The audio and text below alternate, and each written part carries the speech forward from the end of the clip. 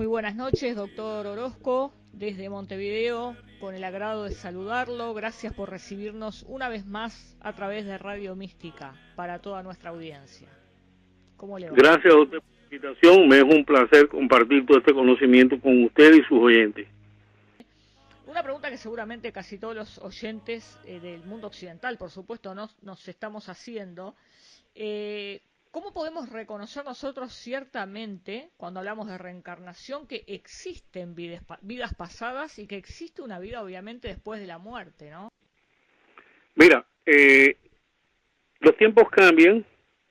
Ha surgido la psiquiatría con la anestesiología, las maniobras de reanimación y con ello el libro de Raymond Moody, que ha escrito ya 3, y otras muchas cosas más, como también los trabajos de Korotov, los trabajos de la dianética, y trabajos muy científicos y trabajos no muy científicos, pero tan evidentes que son contundentes.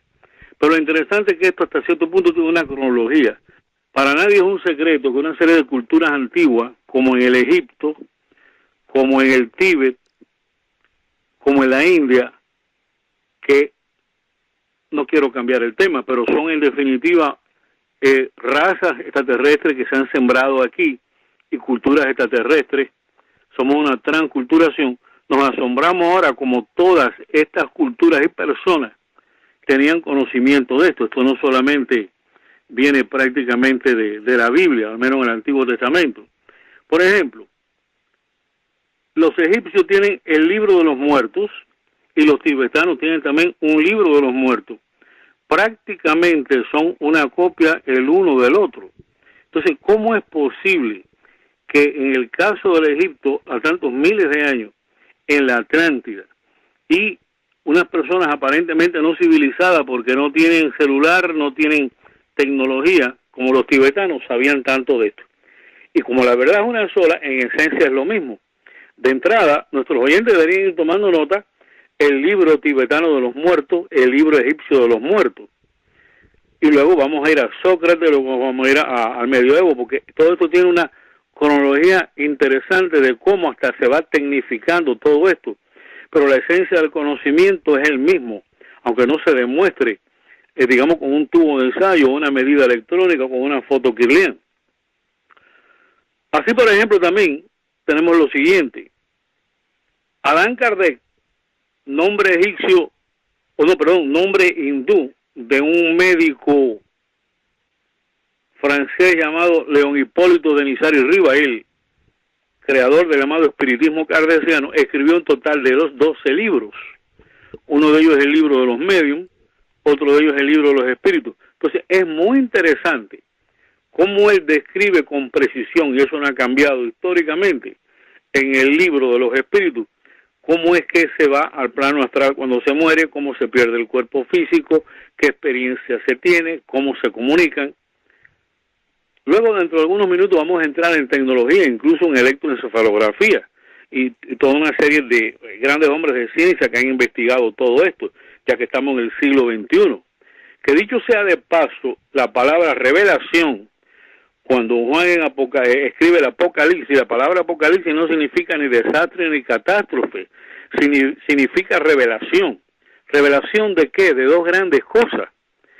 De que el hombre es un espíritu que toma un cuerpo físico en este plano denso. Revelación de que es una causa inteligente ordenadora de las leyes y de la dialéctica que hace la ciencia, mal llamado Dios. Entonces, la gran revelación es que el hombre es espíritu que se encarna en moléculas, células, y que Dios es omnisciencia, el gran arquitecto del universo. Hay una forma de ir a Dios, y es en definitiva el Nani Yoga, o yoga del conocimiento, que es a través de la ciencia, que es como lo he aprendido yo. A mí no me lo ha enseñado ninguna logia esotérica, no me lo ha enseñado una iniciación, sino el hecho mismo de estudiar al hombre, de estudiar la naturaleza, de estudiar el planeta. Pero bien, volviendo a Allan Kardec, otra sugerencia o referencia bibliográfica para nuestros oyentes es el libro de los mediums de Allan Kardec. Pero tenemos tiempo yendo rápido. Sócrates, que todo el mundo lo conoce como el gran maestro de Platón e interactuante con él, tenía un método donde él no buscaba ver vidas pasadas. la memoria en la mente del ser humano es como una línea, un track del tiempo. Entonces, Sócrates tenía la costumbre en la noche de meditar sobre todas, yendo en una forma regresiva, la noche, la tarde, la media tarde, el mediodía, la mañana, todos los días, reflexionar sobre las experiencias que había tenido, y luego entonces lo que pasó hace una semana, lo que pasó hace un mes, lo que pasó hace un año, y llegamos a un momento que se encontraba con las vidas pasadas. Ese método lo tomó luego, allá en el medioevo, Annie Besant, que fue Giordano Bruno, y que fue uno de los fundadores prácticamente de la teosofía, que se la recomendamos a todo el mundo porque hace estudios comparativos de ciencia, filosofía y religión, y este conocimiento se da por sentado. Pero bien, vamos a ir llegando más a la metodología. Todo el mundo conoce el gran escritor, hasta cierto punto científico, Charles Richet, que nació en 1850 y muere en 1935. Dejó escrito varios libros, dejó una serie de quotaciones, dejó una serie de grandes enseñanzas de tipo científico en medicina y religioso en este sentido. Y fue incluso un premio Nobel en fisiología. Pues bien, mira qué cosa tan sencilla y contundente, aunque no es científico, pero es objetivo. Sabiendo que él iba a morir, sabiendo que se sobrevive, ¿qué es lo que hizo? En una caja fuerte, donde solamente él conocía la combinación, buscó una serie de testigos donde él hizo una carta delante de todo el mundo, la selló con laca, nadie sabe lo que él escribió, la guardó en la caja fuerte, cerró la caja fuerte. Con el tiempo él, y a una de las personas que estuvo presente, él le da el código de abrir la caja fuerte, que él era el único que la sabía. Y también le dicta a las personas lo que él, porque es entonces no es ya el cerebro, pero es la mente, es manas, cuerpo mental. Tendríamos que entrar en ocultismo, decir que hay varios cuerpos, pero bueno, vamos a no complicar la cosa.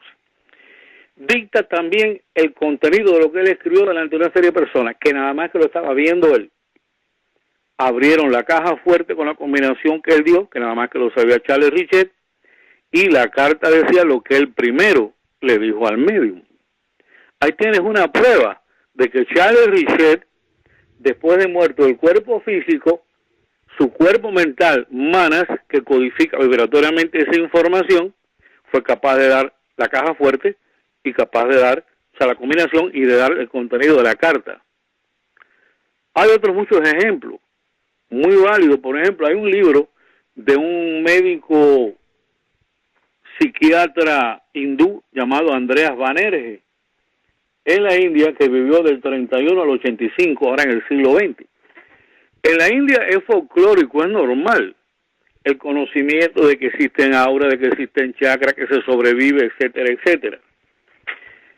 Él se dedicó a compilar de que no siempre que la persona nace borra completamente las vidas pasadas. Hay una regla que dice que toda regla tiene una excepción. ¿Y qué pasó aquí?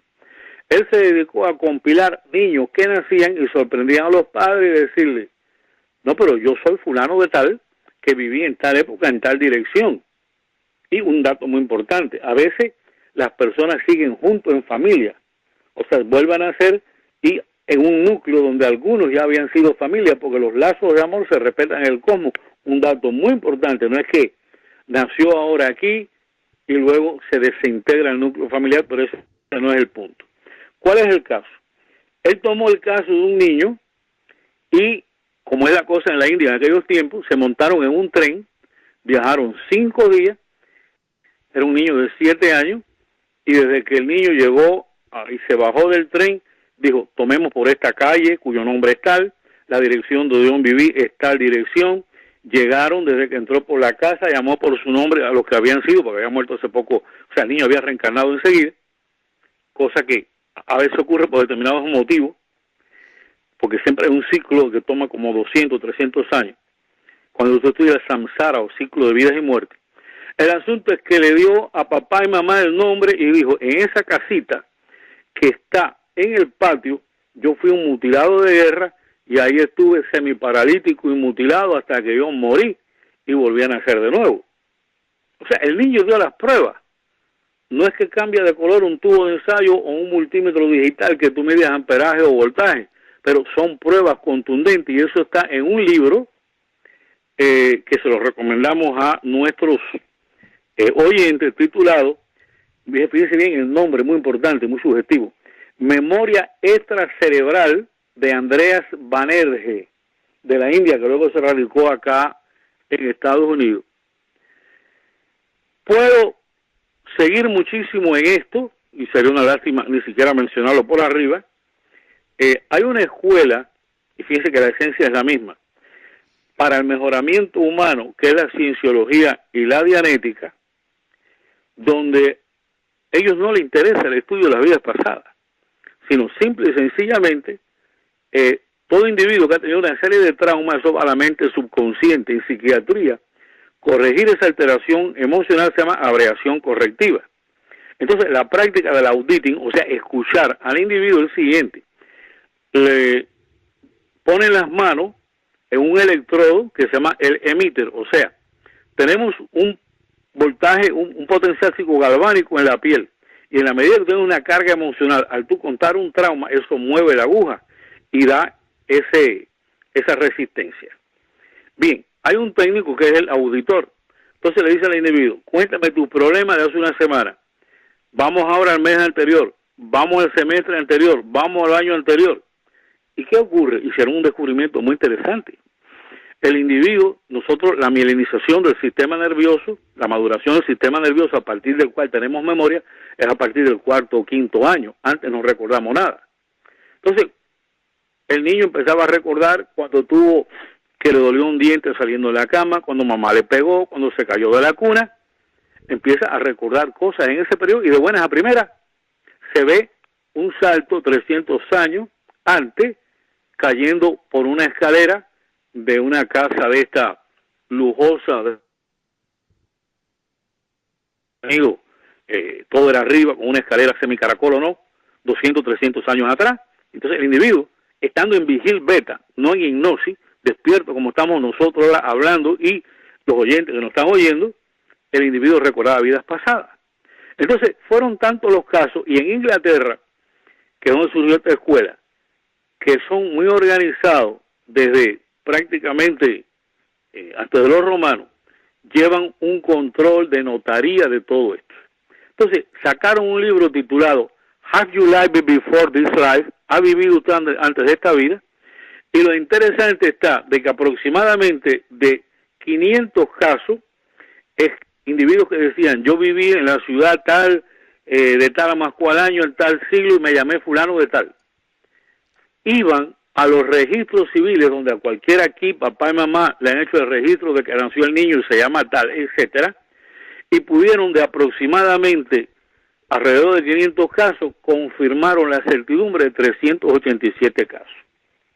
No es muy científico, pero es estadístico y es positividad, por mencionar algo. Y aquí mismo en Miami, por ejemplo, está la Escuela de la Dianética, y esto está en todo el mundo. Ustedes pueden ir a la Escuela de la Dianética de Ron Hubbard y preguntar por ese libro. ¿Ha vivido usted antes de esta vida? Generalmente está en inglés. Bien, vamos a ir ahora un poquito al siglo XX y al siglo XXI.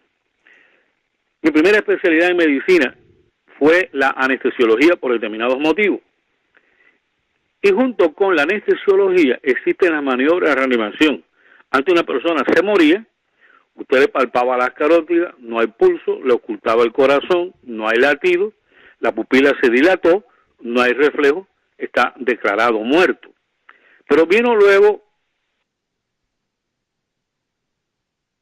darle respiración boca, nariz y boca a boca, vino la intubación y el tal de oxígeno, vino a hacerle el shock eléctrico en el corazón, como lo tienen los regios, y el corazón echa a andar de nuevo. Ya en mis tiempos surgieron máquinas de reanimación, y hoy día es tremendo. O sea, un individuo muere y lo intuban, o sea, la intubación endotraqueal, el tubo con el que se da la anestesia, una máquina que es el llamado, el llamado respirador automático, le da respiración en un ciclo a tal profundidad, una inyección de adrenalina en el corazón también lo revive, Incluso aquí en el Jackson, que es el hospital universitario, en el departamento de medicina nuclear, hay un estudio que se llama el brain flow. ¿Qué significa? Un individuo está declarado muerto, pero entonces le estudian el cerebro. Si ese cerebro no está dañado, porque después de 5, 7, 12 minutos, el cerebro ya, aunque tú le pongas al individuo el corazón y la respiración a funcionar, no vale mantenerlo con las máquinas viviendo artificialmente, porque ese cerebro murió. Y sería interesante entrar en este detalle. Cuando el cerebro realmente ya cesa, aunque el corazón funcione, el espíritu sale. Experiencia que yo he tenido en los cuerpos de guardia, viendo morir a una persona, no me desvío. ¿Cuál es el punto? Si el brain flow da que ese cerebro está muerto, al individuo lo conectan de las máquinas. Ariel Sharon, por ejemplo, de Israel, hasta había una profecía de que cuando el llamado el león muriera, iban a empezar una serie de problemas para el Estado de Israel. Y por ese motivo tuvieron años prácticamente Ariel Sharon con estas máquinas de respiración artificial.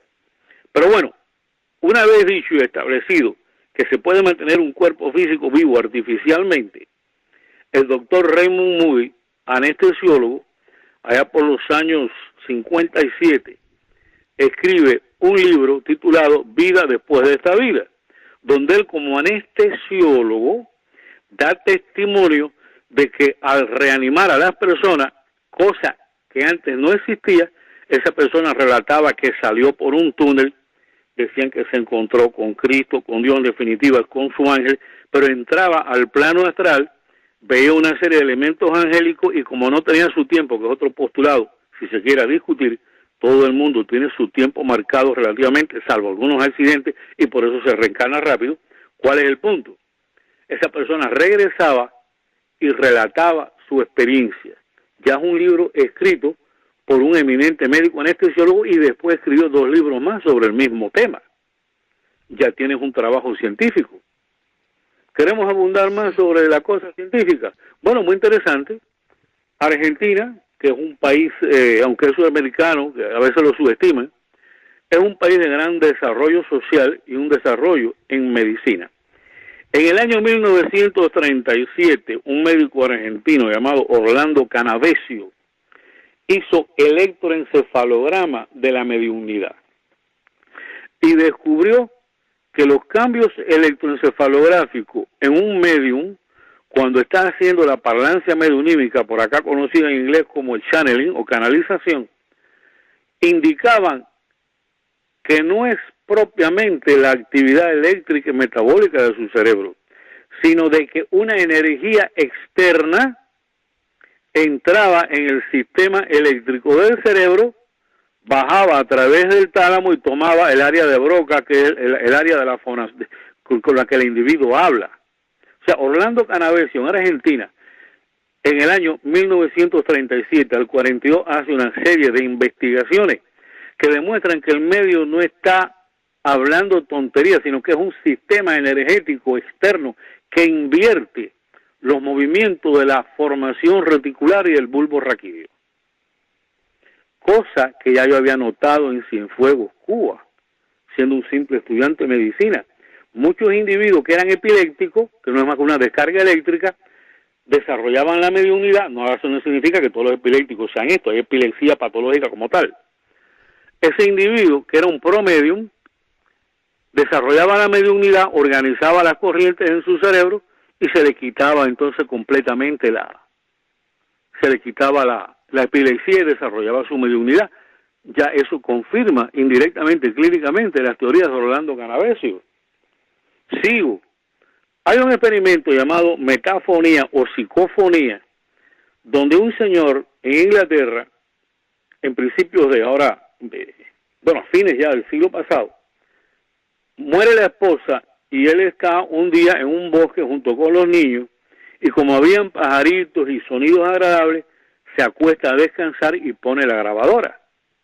Entonces, el espíritu de la esposa moduló su vibración, cosa que lo enseña muy bien Benjamin Franklin, que hemos tenido contacto con él en el año 53 en Cuba a través de una medium, explica cómo nosotros, así como movemos la voz, las manos, y tenemos control, ellos mueven su fluido y producen el rap. Pero bueno, ¿cuál es el punto? El espíritu de esta señora fallecida modula sus vibraciones y logra entrar sin tener un aparato de fonación, sin tener laringe, sin tener lengua, sin tener boca, y entra al tape de la grabadora y le da un mensaje al esposo. Esto se llamó originalmente metafonía. Luego en España, con el nombre de psicofonía, hay quienes con toda una serie de cabinas electrónicas complejísimas han desarrollado cientos y cientos y cientos de estudios de psicofonía. Yo me acuerdo en Cuba que estaban empezando las grabadoras y logré que la entidad, el espíritu de un vikingo, entrara a la cinta de una grabadora común y corriente de casete, como las que ya no se usan, y diera su información. No es muy complejo, pero es un hecho físico, porque ahí ni siquiera hay un medium por el cual tú puedes dudar si es el banco de memoria del medium que está funcionando. Entonces, se cansaron de hacer psicofonía y cualquiera, bajo el término psicofonía y metafonía, puede encontrar bastante información sobre todo esto. No sé si quieres hacer una pregunta, porque hay otras muchísimas cosas más. Sí, tengo varias, pero antes de ese, bueno, ahora yéndonos de nuevo a lo metafísico, saliendo ya de lo científico y físico, yo quisiera hacerle una pregunta, porque usted mencionó por ahí manas, y yo estoy un poco familiarizada a través de las entrevistas y de las lecturas, ¿no? Pero usted puede explicarle un poquito más a la gente de qué se trata, y acá le voy a hacer la pregunta que tiene que ver, para que se entienda, ¿no? Para que lo entienda el oyente. A veces nos pasa que estamos en un lugar y nos parece que ya hemos estado allí, o vemos a alguien o reconocemos cosas, tenemos sensaciones asociadas a lugares, a cosas, a episodios, y que nunca los habíamos visitado, por ejemplo, y nos parece que ya estuvimos, sacando de lado el déjà vu, que es un efecto de la mente, ¿no? Estoy hablando de cuando es realmente algo más allá que perdura, ¿no? Que es una sensación que se palpita, que no es una confusión de la mente o de la vista, ¿verdad? Un déjà vu, llamado comúnmente, ¿no? Sí. Me ha pasado personalmente hace poco de estar buscando en los antepasados personas que yo no conocía, pero no buscando adrede, sino que por accidentalmente, tuve que encontrarme con una documentación y buscar de unos antepasados que yo jamás conocí, obviamente, porque murieron muchísimo antes de mi nacimiento. Estoy hablando de bisabuelos. Y resulta que con uno de ellos, que era mi bisabuela, me llamó mucho la atención que esta persona hubiese venido a este país, desde Italia en este caso, y murió enseguida. Aquí apenas llegó, tuvo a mi abuela nació y ella murió, como que vino a cumplir una misión triste, digamos, ¿no? Y con esa persona yo he sentido una gran afinidad, no tanto con el bisabuelo, para mí era como un extraño ver los documentos, pero con ella sí sentía como una cosa muy cercana, como que ya esa persona yo la hubiese visto o reconocido en otro lugar, en un pasado, digamos, ¿no? Además, bueno, me han pasado varias cosas antes de este episodio, que fue un sueño muy raro, que yo tengo la grabación, haberlo enviado 4 meses antes de haberme encontrado con esta situación, en esta situación, viviendo estas emociones y habiendo reflotado documentación de estas personas que yo jamás conocí. En el sueño yo me encontraba en Italia, un país donde yo nunca estuve, además, que además jamás pienso en ese país, porque tampoco es mi interés visitarlo ni nada. Y yo me encontraba en el sueño en ese país, lo sentía muy cercano, muy querido, y entonces tanto es así que me pasaban cosas muy extrañas. Veía una puerta sostenida apenas sobre un marco, en un paisaje donde no había nada, no había paredes, una puerta nada más, que hasta el día de hoy no sé el significado, no importa tampoco, no es el punto. Y lo que le quería decir, que se lo transmití mediante una grabación a una amiga, porque fue un sueño diferente a los demás. Esos sueños que uno se despierta y que no se desvanecen en la memoria, sino que perduran. Y hasta ahora que se lo estoy contando a usted, también puedo sentir las sensaciones de emoción viendo esa puerta claramente, ese lugar y ese paisaje que yo reconocía como en Italia. Hay dos personas que me acompañaban y que me hablaban en italiano inclusive. Mira, Entonces, déjame explicarte, ahí hay dos grandes cosas. una explicación respecto a eso. Bueno, usted está ahora aquí, usted está allí grabando, yo estoy aquí con un teléfono en la mano, otros están escuchándonos ahora. Tenemos un cuerpo físico, nos vemos las manos, el pie, el pantalón, etcétera, nos vemos un espejo. Creemos que eso es lo único que existe. Nosotros no tenemos 5 sentidos, sino 14 sentidos. Y estamos atrapados, cual el caballo con orejera, en los límites. Nosotros vemos del infrarrojo al ultravioleta, oímos de 40 a 120 decibelios y así por el estilo. Pero por encima y por debajo de eso existe un mundo que nuestros sentidos no nos lo dan. ¿Dónde está el mundo de los espíritus? En el campo del ultravioleta. ¿Dónde está la radio? Más allá del infrarrojo. Entonces, la gente como no lo ve, pero clarividente sí, y la cámara Kilian también lo fotografía, yo he hecho cientos de fotos, pendiente de publicar mi libro. Nosotros tenemos un campo energético externo de que va de 1 a 17 kilohercios, que es el aura. Nosotros tenemos centros energéticos que inyectan energía a las glándulas endocrinas, que son los chakras. Ahora bien, hay 7 planos de la naturaleza. El átomo es prácticamente una partícula vacía, con todos los sólidos que es. El átomo, cuyo diámetro es de 37 a 80 mil veces mayor que el diámetro del núcleo, tridimensionalmente como lo conocemos los terrestres, hay espacio, hay otras formas de materia no atómica, sino eteriónica y vibratoria. Tenemos que ir a la mecánica cuántica para entender esto. El cerebro tiene 100.000 millones de neuronas, de las cuales el 57% son piramidales. Cuando usted estudia la física de las pirámides, toda pirámide tiene un sensor arriba que recibe energía. Cualquiera se cree que el cerebro es la última instancia de la inteligencia. Sí, procesa información, pero la está transmitiendo a manas, que es lo que en el hinduismo se llama cuerpo mental. Tenemos los encarnados, un cuerpo físico que nace y muere. Tenemos un cuerpo astral donde está Ida y Pingala, Kundalini, los meridianos, los vitri, los nadis. Pero tenemos manas o cuerpo mental que ya está en otro plano más arriba. Aquí, con términos del hinduismo, estamos en el plano físico o tulásico, el plano astral o manásico, lugar del deseo, camásico, lugar del deseo. Luego vienen manas, cuerpo mental. Y por último, el cuerpo causal, que luego volveremos sobre, que es muy importante. Entonces, en ese cuerpo causal, que está entre el tercer y cuarto de los planos de materia, en el concepto teosófico, hinduista, Rosacruz, de que hay 7 planos de naturaleza, ahí está cibernéticamente, en código vibratorio, todas nuestras vidas pasadas. Vamos al déjà vu. Significa lo ya visto. Hay una teoría como contrahipótesis de que a veces tú crees que viste algo y es porque tenemos el nervio óptico, la corteza calcarina, y a veces llega a esa región del cerebro donde se integra la visión, que está acá en la región occipital. Si el impulso del nervio óptico derecho o izquierdo, uno llega primero, te da la impresión de que tú lo viste ya. Pero hay un déjà vu legítimo, y es la vivencia, la convicción. Cuando tú ves algo, no... Yo, por ejemplo, tengo una buena memoria visual. Y yo antes venía de visita a Miami de Venezuela y conservo y veo pacientes y veo personas y yo recuerdo las caras. O sea, lo ya visto, es normal porque está en nuestro banco de memoria. Pero hay un déjà vu que es el siguiente. Y es interesante tu experiencia. El individuo cuando duerme, aquí estamos hablando ahora en el nivel beta, después viene el alfa y en el sueño tenemos el ritmo, en el electroencefalográfico, el zeta y delta, baja la frecuencia de la actividad eléctrica del cerebro.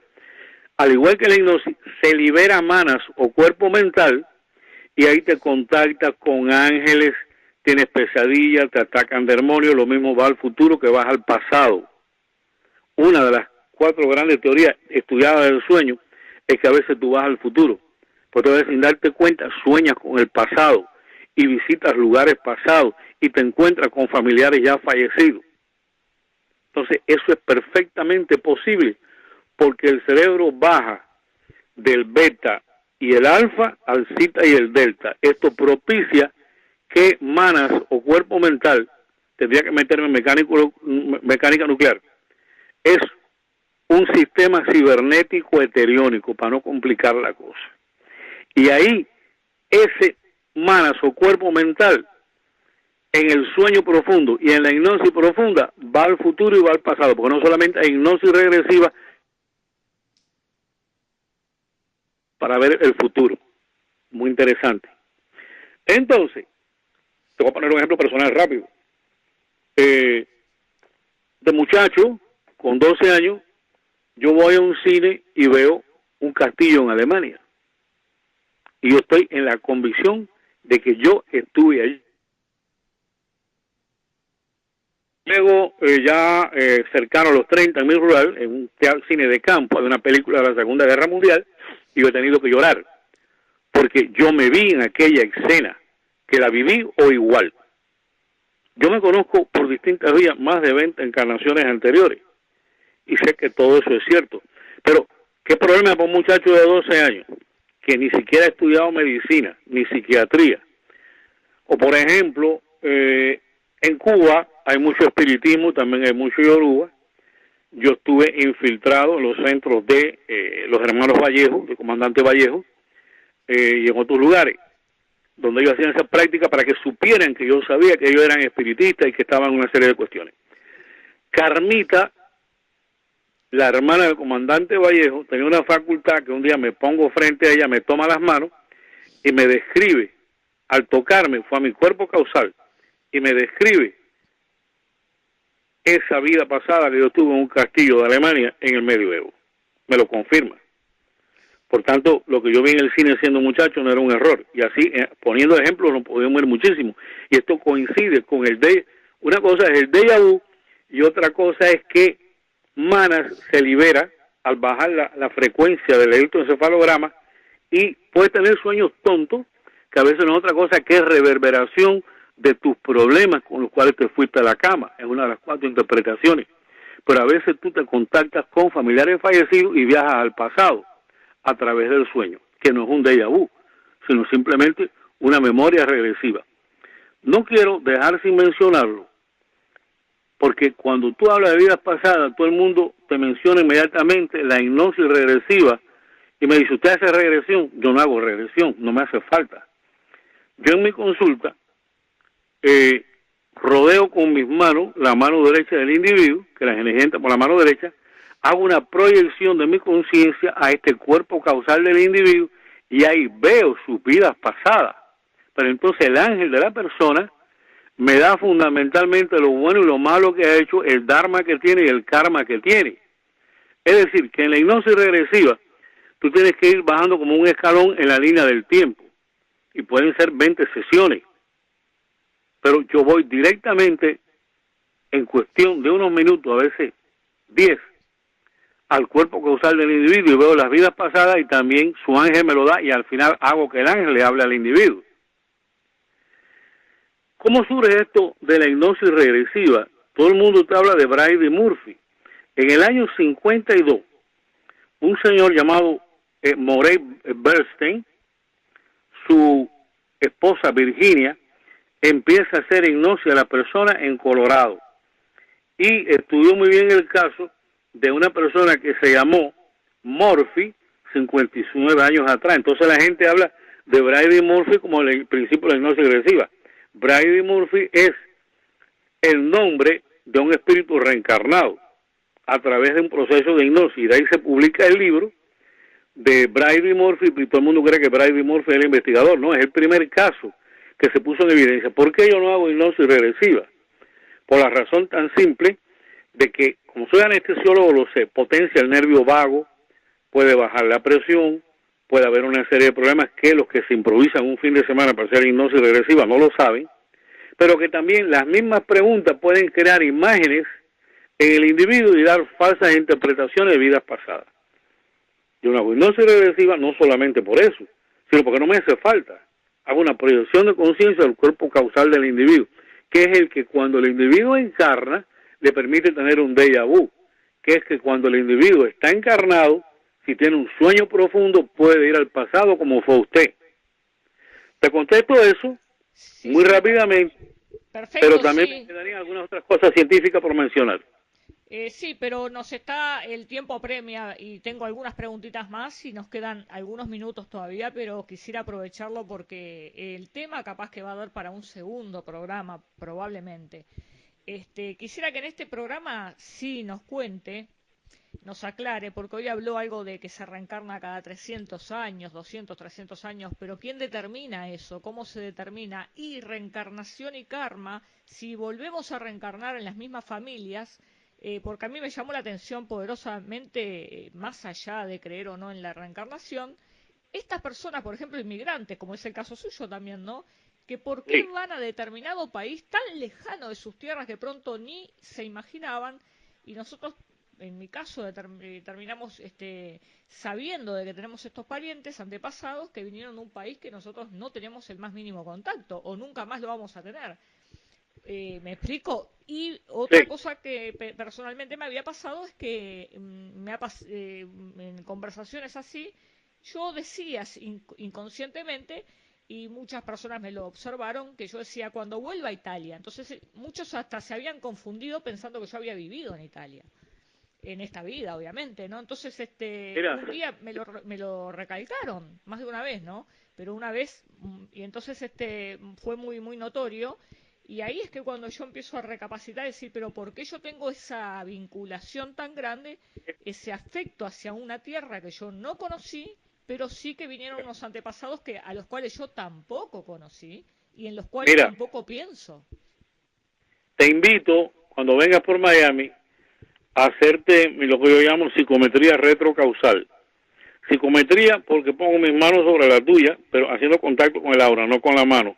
Retrocausal porque voy a tu cuerpo causal, donde están codificadas vibratoriamente, es el banco de información, donde están codificadas todas tus vidas pasadas. Entonces, no quiero, rapidito, dejar de mencionar dos cosas.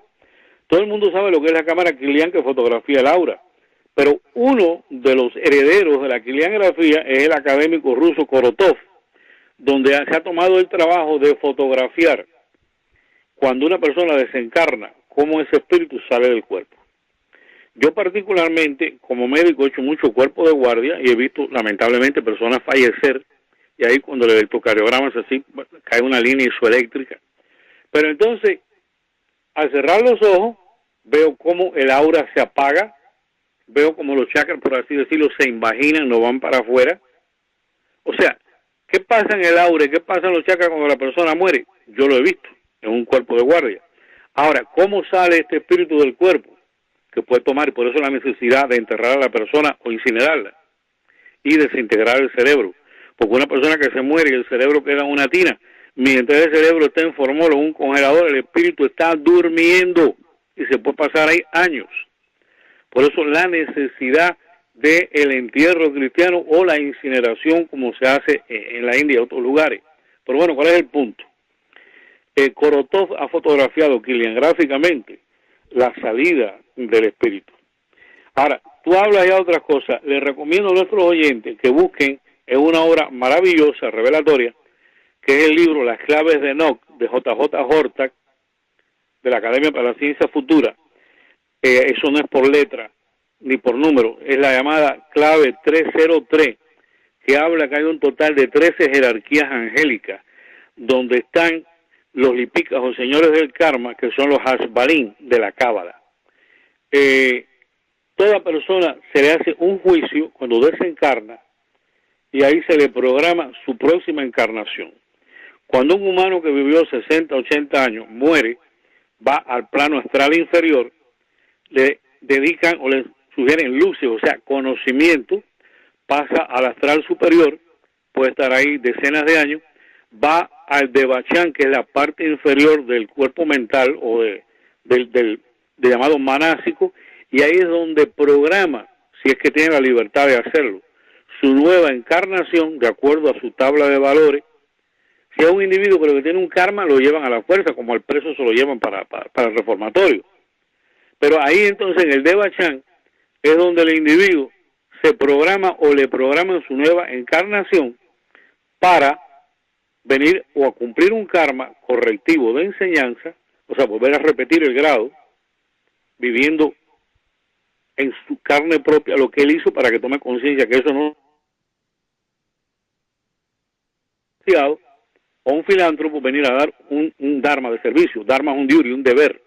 Entonces, eso, samsara significa el ciclo de vidas y muerte, está controlado por los Ashmalin y por los Lipikas, está controlado por los grandes maestros para los que son unos iniciados, y eso puede tomar de 200 a 300 años terrestres. Ahora, cuando un individuo tiene una muerte súbita por un accidente o un asesinato o una guerra y no estaba en esta programación de su destino, que sí se nace con una programación llamada, entre comillas, destino, ese individuo tiene que encarnar rápidamente para completar lo anterior. Y esto explica también por qué a veces hay quien nace y muere temprano o muere joven, porque era para completar un ciclo que estaba programado. Somos libres relativamente. Tenemos el libre albedrío para escoger, pero no para caer en el libertinaje corruptor. Son temas completamente interesantes.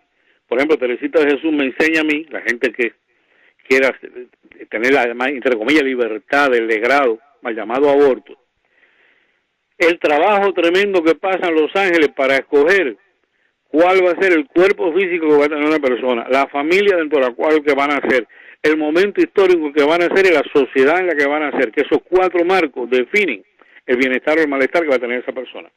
Pero ya desde 4 meses antes de la fecundación, ese espíritu está apareado al cuerpo de la madre, que toda mujer nace con una programación de quiénes van a ser y cuándo. Imagínense, los primeros 3 meses es la organogénesis, la formación de los órganos. Si la persona se hace un legrado, una interrupción del embarazo, está estropeando completamente el trabajo que hicieron todas estas jerarquías angélicas de traer ese espíritu al seno materno de una familia. Todo esto mucho más amplio, lo digo de una forma muy rápida, para menos para que se sepa de que todas las personas, para eso hay bastante recurso anticonceptivo, el ciclo de Eugenio y causa, ver cuando la mujer sale embarazada y cuando no, el preservativo, las tabletas anticonceptivas. Hay un total de 7 grandes métodos anticonceptivos que no hay necesidad. Y déjame decirte, eso se karmatiza.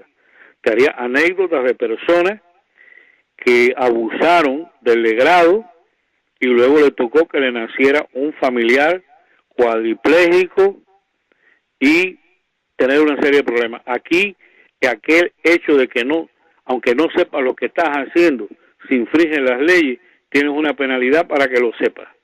Dicho sea de paso. Sí, las leyes kármicas, que ya hablaremos también en otra oportunidad. Para ir cerrando, nos quedan apenas 15 minutos, un poco menos, doctor, a ver si podemos ir redondeando, pero no quisiera dejar esta pregunta fuera. Más que una pregunta, bueno, es como una...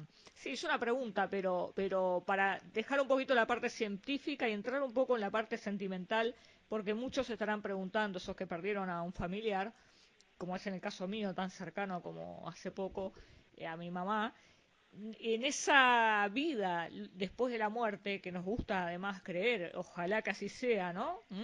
Sí. ¿Nos encontramos con familiares?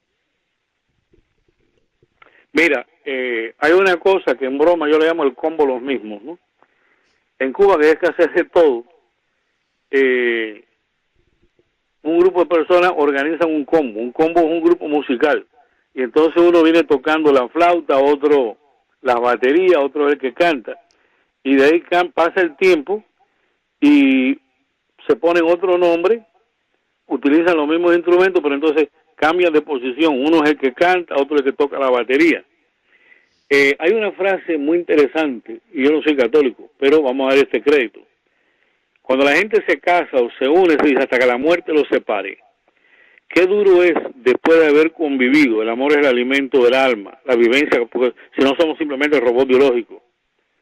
Personas que han vivido juntas, un hijo que se quiere, una madre a la que se quiere, que el amor más grande es el amor de madre, una pareja que se quiso, o una amistad, porque el amor tiene muchas formas, no solamente el amor carnal y el amor de familia. El amor a un deporte, el amor a un ideal. o personas que fueron muy buenos amigos, con las ropas puestas, y fueron amigos toda la vida, que tienen sus nombres criollos. A la larga eso se rompe con la muerte. Ocurre de que el individuo que muere se mantiene, si se lo permiten, pululando en la cercanía, como espíritu amigo, pululando en la cercanía de la persona que se quedó encarnada. Cuando una madre o un hijo muere, exactamente igual. Y entonces, si no hay una prohibición karmática, se respeta el sentimiento de amor y la atracción, y van muriendo y luego vienen y encarnan juntos como si fuera el combo los mismos. O sea, en una encarnación fueron padre, madre o hijo, hermano, vuelven a nacer a veces con la misma posición dentro del marco familiar, o cambia, que eran amigos, entonces eran tan amigos que entonces vienen como hermanos. Mira, yo viendo vidas pasadas aquí he descubierto muchas cosas. Por ejemplo, una madre que eternamente lo que habla es de su trauma, y se cumplen las leyes de Freud, de que se lleva mal con las hijas, y que vive queriendo las hijas y cuidando las hijas, y las hijas la odian y la rechazan. Cuando le vi sus vidas pasadas, fueron, fíjate bien, enemigos en vidas pasadas. Entonces cualquiera dice, bueno, ok, fueron enemigos, se murieron, entonces ahora uno para la próxima encarnación van a nacer en Australia y el otro en Argentina. No, nacerán en tal momento, en tal o más cual lugar, pero vienen juntos porque, fíjate bien, allí donde hubo amor, va a seguir existiendo el amor. Allí donde hubo odio, tienen que limar asperezas hasta que haya amor y tienen que seguir juntos. Por ejemplo, en Argentina, yo hice un caso que me impresionó mucho. Hubieron dos individuos, allá por los templarios, allá por los años 1515 creo que era, y se citaron a un duelo a muerte. En un duelo a muerte uno mata y otro sobrevive. Entonces, no fue un homicidio culposo, porque simplemente, pero nadie tiene derecho a matar a nadie, ni tampoco privarse de su vida. Se penaliza, dicho sea de paso. El asunto de que entonces vienen juntos, como padre y como hijo. Entonces aquel que fue el que mató al otro, el que mató, viene entonces en una silla de rueda como un paralítico. Y el que fue matado, viene como padre que tiene que cuidar al otro. Incluso hay un divorcio y la madre deja a ese hijo. En Argentina, y como muchas capitales suramericanas, edificios muy altos, era muy fácil para el individuo dejar que aquel se fuera con la silla de rueda para abajo, quitárselo de arriba, pero lo amaba y lo cuidaba. Entonces, he visto, por no poner muchos ejemplos, al ver las vidas pasadas de la persona, me encuentro que quienes fueron enemigos en una vida van a venir juntos hasta que limen aspereza, y allí donde hubo odio tiene que haber amor. El amor no solamente es un sentimiento, una emoción, un estado de conciencia, sino que clientgráficamente, no entro en detalle ahora, es una energía que une a la gente. Quien fue mi madre, donde yo estuve también dentro de los tantos que siguieron a Moisés, ha venido conmigo en muchas encarnaciones. Desencarnó camino, pero la Virgen María le hizo una gracia, permite que esté al lado mío, participando de todas estas cosas. ¿Y qué importancia tiene? Es lo que en psiquiatría se llama psicoterapia de apoyo, que tú sabes que aunque no está físicamente aquí en la casa, está contigo, se comunica contigo, que hay alguien que te quiere, que no está solo en el mundo. Porque, vuelvo a decir, el amor es el alimento del alma, por decirlo en forma sencilla. Entonces, es interesantísimo en los núcleos familiares, como el amor o el odio, unos por amor y otros por odio, para que haya amor, se viene y se sigue estando juntos. ¿Cómo la ves? Bueno, lo veo que tiene su coherencia, ¿no? Muy bien explicado, y esperemos que, bueno, los oyentes estén disfrutando y que tengan muchas preguntas seguramente. Y para esas preguntas, para ir respondiéndolas, ¿cómo se pueden conectar con usted? Mira, yo estoy en Miami. Para entrar a Estados Unidos creo que es el 001 y luego el 305 es el código de Miami. Mi teléfono fijo es el 305-485-9638. ¿Por qué damos esta información? Porque hemos tocado tantos puntos, casi en una forma somera, porque cada punto de esto para hacer una digresión y una exposición más completa, más metodológica. Hay quienes quieren hacer preguntas, se pueden contactar con nosotros a través de este 305-485-9638 o tenemos un non-profit corporation, un movimiento de opinión que se llama Teología de la Restauración.org, o sea, usted en la computadora pone todo con letra minúscula y todo seguido, no separado. www.teologiadelarestauracion.org, no es com, sino org, organización. Teología de la Restauración.org, y ahí van a encontrar unas cuantas páginas y fotos y cosas que le explicamos mucho, y ahí también nos puede escribir y ahí puede encontrar nuestras coordenadas y localizaciones y nosotros amablemente le respondemos. No quiero dejar pasar por alto una cosa muy importante. Todo el mundo, fíjate lo que es entrar en el siglo XXI, que es lo que te interesaba a ti. Todo el mundo tiene un celular. El celular tiene fotografía. Pero así como la cámara que leían fotografía Laura, y no la tiene todo el mundo, y dejó de existir, la cámara fotográfica de los celulares tiene los llamados megapíxeles, generalmente 3, 5, no, a veces no más de 12. Yo tengo una colección de cámaras que van desde los 2 y 5 megapíxeles hasta los 26 megapíxeles. Me explico. Busquen en la computadora la palabra ORB, ORB, O-R-B mayúscula. Cuando usted ve un animal de 4 patas, cabeza y cola, ese es un cuadrúpedo. Cuando usted ve un ser humano, bueno, esa es la arquetipia de un ser humano, cabeza, tronco y extremidades. Cuando usted, generalmente usando los 12 megapíxeles, pues te puede aparecer en 5, te puede aparecer en 16, pero en mis estudios, donde más salen los ORB, es en cámara, sea de un celular o no, en los 12 megapíxeles. ¿Qué significa? Como tiene una mayor resolución, fotografía el orb, que es como un círculo, una esfera, generalmente una cosa ovoide. El orb no es más que el cuerpo etérico de lo que es un espíritu, que puede ser también un demonio, que puede ser un diablo, o sea, espíritu encarnado, desencarnado, bueno o malo, un ángel, un demonio. Ni los ángeles tienen alas, ni los demonios y diablos tienen cola y cuernitos. Son íconos telepáticos que utilizan para comunicarse con nosotros. Pero ¿cuál es el punto? Usted entra a la computadora y se va a encontrar más de 7 millones de fotos de orbs. Donde quiera que haya una reunión, y hay 20 seres humanos, hay 30 orbs.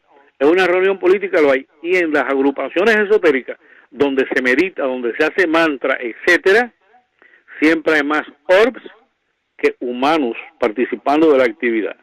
Ese orb puede ser un ángel, puede ser un familiar tuyo, un amigo tuyo.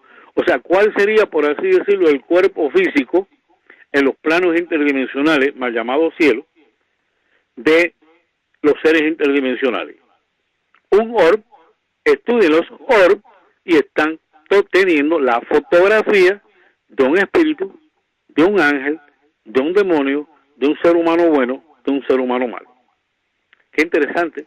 Y lo de los megapíxeles es por tener un celular y por tener una cámara. Pero mira qué importancia tiene lo que es un orb, que mucha gente me trae, que salió una esferita. Mira esta bola, mira esta esfera, mira esta luz.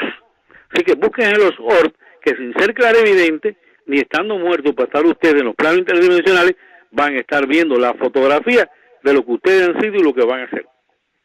Bueno, perfecto. Muchas gracias, doctor Orozco. Y ya dejamos otra puerta abierta hacia otro tema muy, pero muy interesante. Y seguramente vamos a seguir también con reencarnación y karma, que es un tema muy amplio, ¿no? No da para abarcarlo ni siquiera en 3-4 programas de pronto. Le agradecemos mucho desde Montevideo y sus contactos van a quedar aquí también en la radio y al pie de los videos, de los podcasts.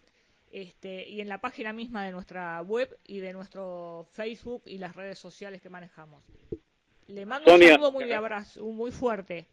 Bien, te agradezco esta invitación y a los que escuchan su sintonía por una simple razón.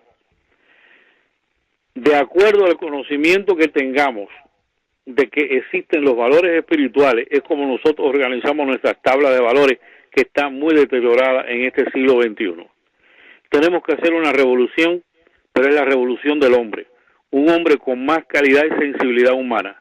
Y si tú sabes que realmente existe el espíritu, que existe Dios, que existe el karma, que existe el dharma, y que el amor es una energía, que el amor construye y el odio destruye, este es el fundamento científico para esa revolución del hombre, un mejor ser humano y una mejor humanidad. Excelente reflexión para dar final a esta nota, a esta entrevista. Muchas gracias, doctor Orozco. Nuevamente, un gran saludo, un fuerte abrazo desde Uruguay y seguimos en contacto. Siempre a la orden. Dios te bendiga. Igualmente a usted. Adiós. Bye bye.